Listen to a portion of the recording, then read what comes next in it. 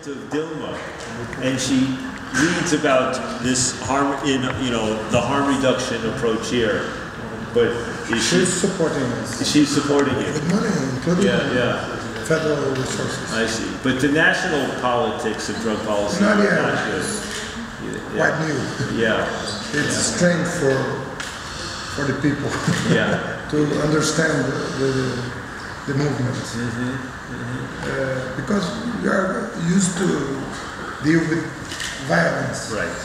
Only violence. Yeah. And 1 year ago, 2 years ago, a lot of violence, rubber bullets, and so on. And now we are trying to deal with this in another approach. And it's working. Yeah. It's a huge challenge. Right. But it's working, and it's cheap. Yeah. It's cheap. It saves money and saves lives. And tell us, and with Fernando Cardoso, so he is supportive in principle, but for political reasons he cannot go and, but maybe after the election? He keeps himself at distance. But after the election, maybe. Because I think he believes. Yeah, very much. And the police, how is it with the police in these programs? We have a deal with the government. Let's try this. Yeah. And he's okay. Yeah, he's okay. And he does not sabotage. Not himself. Some of them are trying, but not himself. I believe in And in the presidential election, if Dilma loses, will that affect the program? Or I'm not sure. Hard to say. I'm not sure. We're not sure that anything. Yeah. It's difficult. Yeah. Sometimes people look at New York and they say, we had our big crack problem in the late 1980s, early 1990s, and also a period of tremendous violence. Yes. I don't know if that's better São Paulo, but very bad, right? And people say, well, we solved the problem by doubling the police, filling the prisons and such.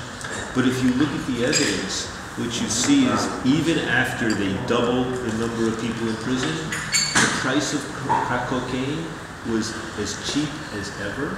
The availability was the same. And so the police will say, crack went down because we were so forceful. But the evidence shows it was not the police. What basically happened was people began to say they didn't want the crack. Right? There was a reduction in the demand for it, right? But the problem we had in the U.S. was we filled our prisons. I mean, much more than in Brazil. But what I say is we have less than 5% America, less than 5% of the world's population, but 25% of the world's prison population. So we lock up people like nobody else. #1 per capita in the world. And the evidence suggests that all of this mass incarceration has very little impact on drug consumption or drug abuse. And that it's much more the cities and states that have more of a public health approach. 70% of bad people are former prisoners.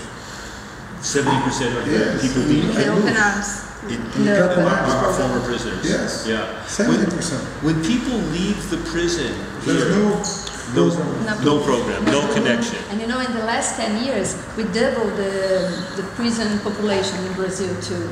And the traffic comes to the second reason of prisons. And 10 years later was the fourth reason. And now it's the second reason. So it's mostly for selling cocaine. Not cocaine, except for the drugs and all sorts of drugs. Illegal drugs. Yeah. Okay. So it was very good to meet you. I know you have other things to deal with now. Thank you very much. But good luck.